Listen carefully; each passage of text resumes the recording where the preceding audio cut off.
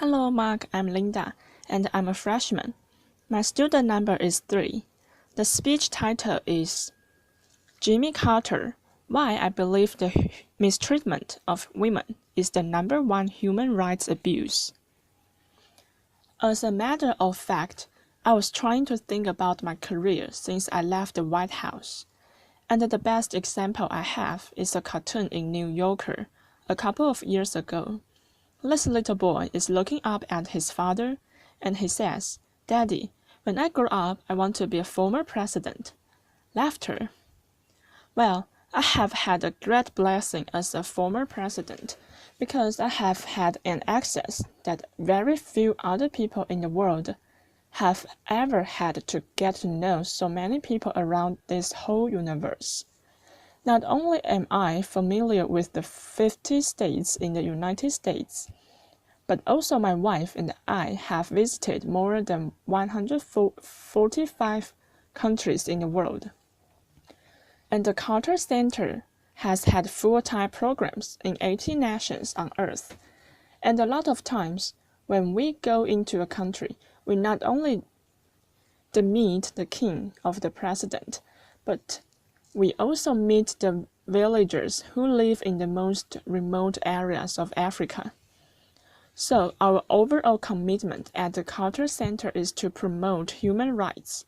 And knowing the world as I do, I can tell you without any equivocation that the #1 abuse of human rights on earth is, strangely, not addressed quite often, is the abuse of women and girls. Applause. There are a couple of reasons for this that I will mention to begin with. First of all, is this misinterpretation of religious scriptures, holy scriptures in the Bible, Old Testament, New Testament, Quran, and so forth. And these have been misinterpreted by men who are now in the ascendant position in the synagogues and in the churches and in the mosques. And they interpret these rules to make sure that women are ordinarily relegated to a secondary position compared to men in the eyes of God. This is a very serious problem. It's ordinarily not addressed. A number of years ago, in the year 2000, I had been a Baptist, a Southern Baptist for 70s. I tell you, I still teach Sunday school every Sunday. I will be teaching this Sunday as well, but the Southern Baptist Convention in the year 2000 decided that women should play a secondary position, a subservient position to men, so they issued an edict, in effect, that prevents women from being priests, pastors, deacons in the church, or chaplains in the military. And if a woman teaches a classroom in a Southern Baptist seminary, they cannot teach if a boy is in the room, because you can find verses in the Bible. There's over 30,000 verses in the Bible that say that a woman shouldn't teach a man, and so forth. But the basic thing is the scriptures are misinterpreted to keep men in an ascendant position. That is an old pervasive problem, because men can exert the power, and if an abusive husband or an employer, for instance, wants to cheat women, they can say that if women are not equal in the eyes of God, why should I treat them as equals myself? Why should I pay them equal pay for doing the same kind of work? The other very serious blight that causes this problem is the excessive resort to violence, and that is increasing tremendously around the world. In the United States of America, for instance, we have had an enormous increase in abuse of poor people, mostly black people and the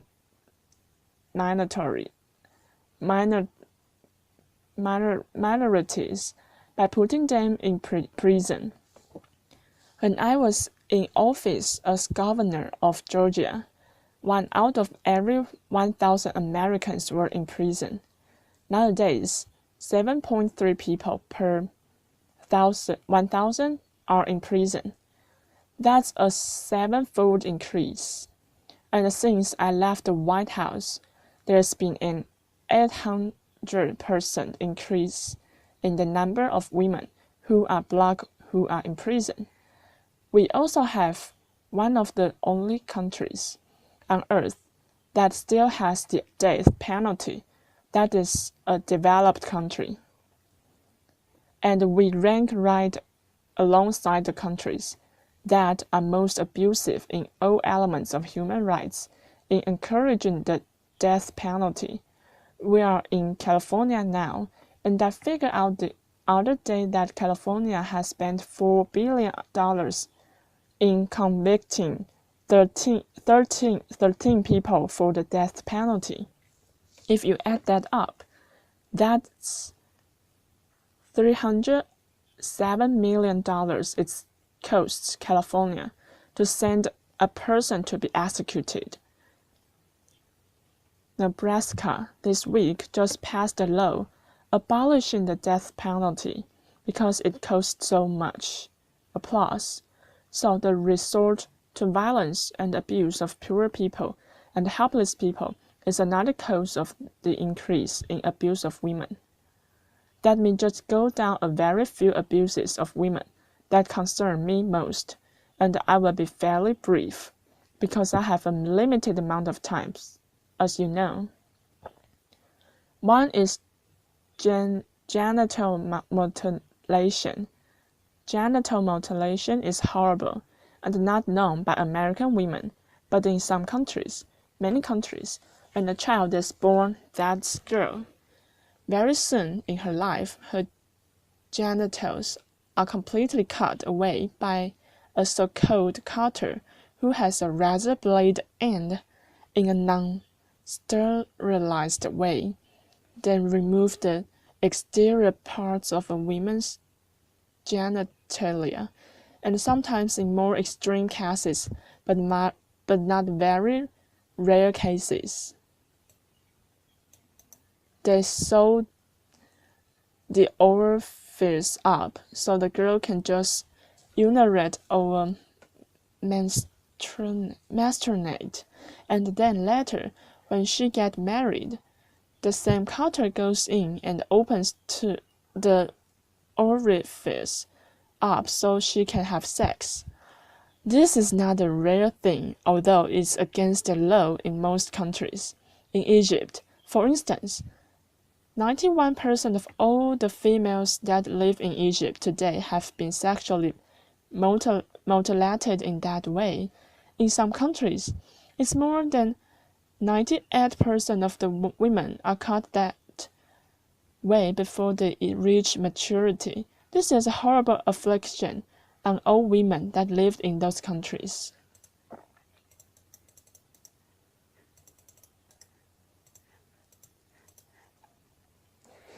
Another very serious thing is horror killings, where a family with misinterpretation again of a holy scripture.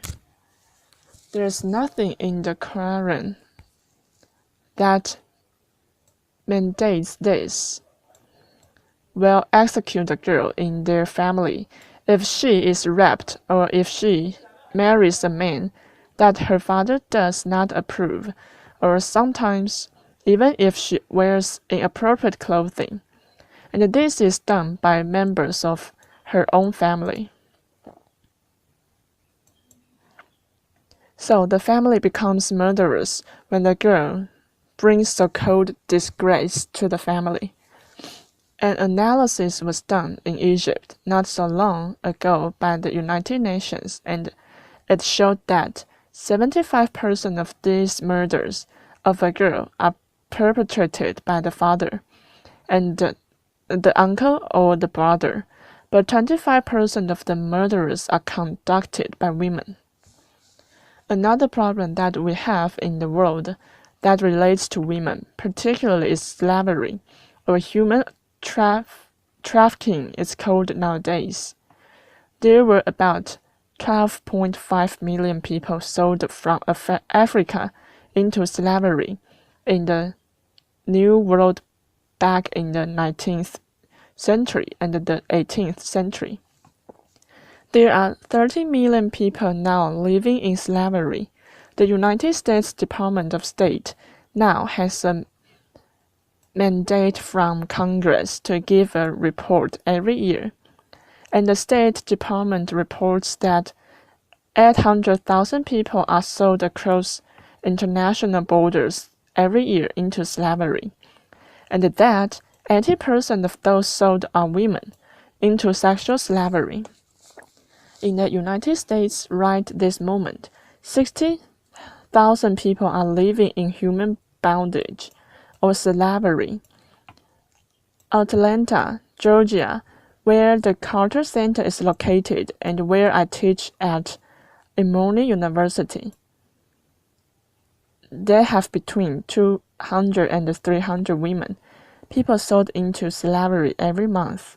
It's the #1 place in the nation because of that. Atlanta has the busiest airport in the world, and they also have a lot of passengers that come from the southern hemisphere. If a brothel owner wants to buy a girl that has brown or black skin, they can do it for $1,000. A white-skinned girl brings several times more than that, and the average brothel owner in Atlanta and in the United States now can earn about $35,000 per slave. The sex trade in Atlanta, Georgia, exceeds the total drug trade in Atlanta, Georgia. So this is another very serious problem. And the basic problem is prostitution, because there's not a whorehouse in America that's not known by the local officials, the local policeman, of the chief of police, or the mayor, and so forth. And this leads to one of the worst problems, and that is that women are bought increasingly and put into sexual slavery in all countries in the world. Sweden has got a good approach to it. About 15 to 20 years ago, Sweden decided to change the law, and women are no longer prosecuted if they are in sexual slavery. But the brothel owners and the pimps and the male customers are prosecuted, and applause. Prostitution has gone down. In the United States, we take just the opposite position. For every male arrested for illegal sex trade, 25 women are arrested in the United States of America, Canada, Ireland. I've already said Sweden, France, and other countries are moving now towards this so-called Swedish model. That's another thing that can be done. We have two great institutions in this country that all of us admire: our military and our great university system. In the military, they are now analyzing how many sexual assaults take place. The last report I got, there were 26,000 sexual assaults that took place in the military. 26,000, only 3,000, not much more than 1%, are actually prosecuted. And the reason is that the commanding officer of any organization, a ship like my submarine, of a battalion in the army, or or a company in the Marines. The commanding officer has the right under law to decide whether to prosecute a rapist or not. And of course, the last thing they want is for anybody to know that under their command, sexual assaults are taking place, so they do not do it. That law needs to be changed. About 1 out of 4 girls who enter American universities will be sexually assaulted before she graduates. And this is now getting a lot of publicity, partially because of my book, but other things. And so, 89 universities in America are now condemned by the Department of Education under Title 5 because the officials of the Title 9 because of the officials of the universities are not taking care of the women to protect them from sexual assault. The Department of Justice says that more than half of the rapes on a college campus take place by serial rapists, because outside of the university system, if they rape somebody, they will be prosecuted. But when they get on a university campus, they can rape with impunity. They are not prosecuted. Those are the kinds of things that go on in our society. Another thing that's very serious about the abuse of women and girls is the lack of equal pay for equal work. As you know, applause, and this is sometimes misinterpreted, but for full-time employment, a woman in the United States now gets 23% less than a man. When I became president, the difference was 39%. So, we've made some progress, partially because I was president and so forth. Applause, laughter. But in the last 15 years, there's been no progress made, so it's been just about 23 or 24% differences for the last 15 years. These are the kind of things that go on.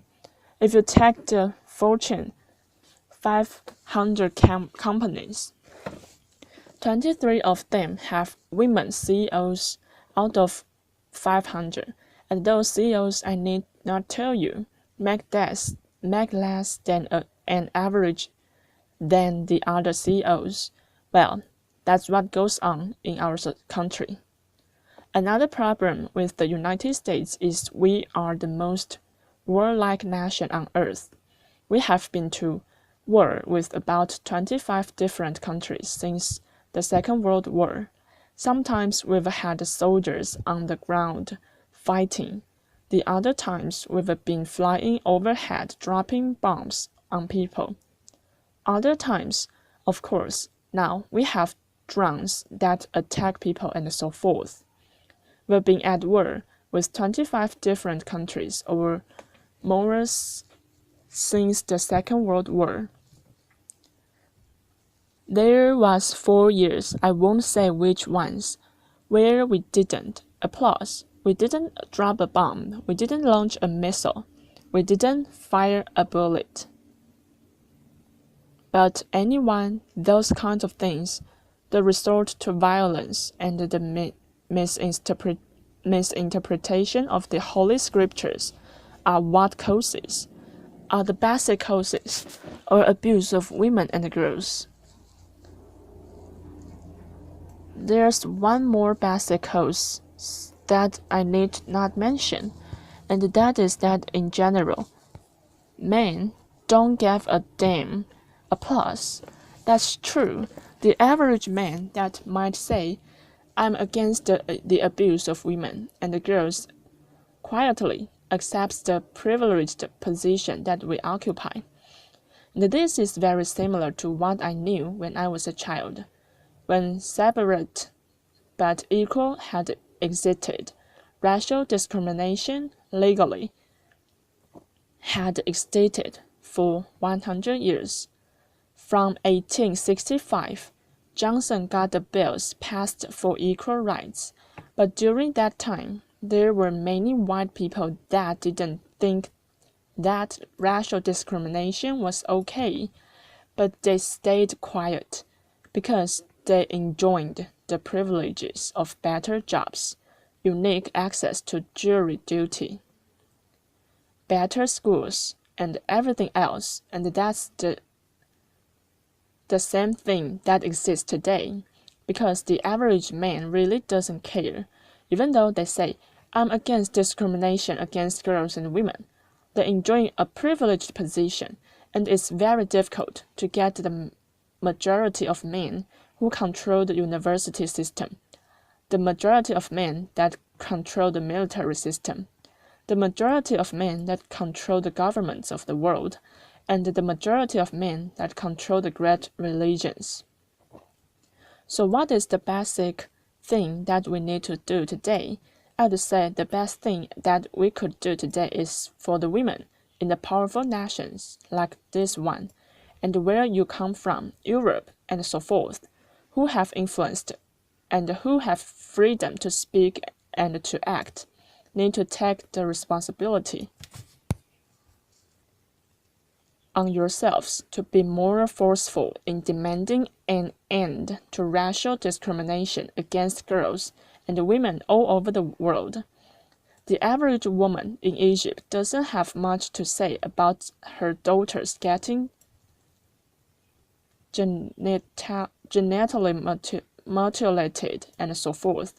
I didn't even go down to detail about that, but I hope that out of this conference, that every woman here will get your husband to realize that these abuses on the college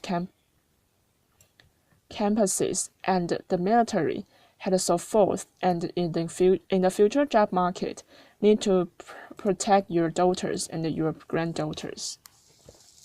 I have 12 grandchildren, 4 children, and 10 great-grandchildren, and I think often about them and about the plight they will face in America, not only if they lived in Egypt or a foreign country, in having equal rights, and I hope that all of you will join me being a champion for women and girls around the world and protect their human rights. Thank you very much. Applause.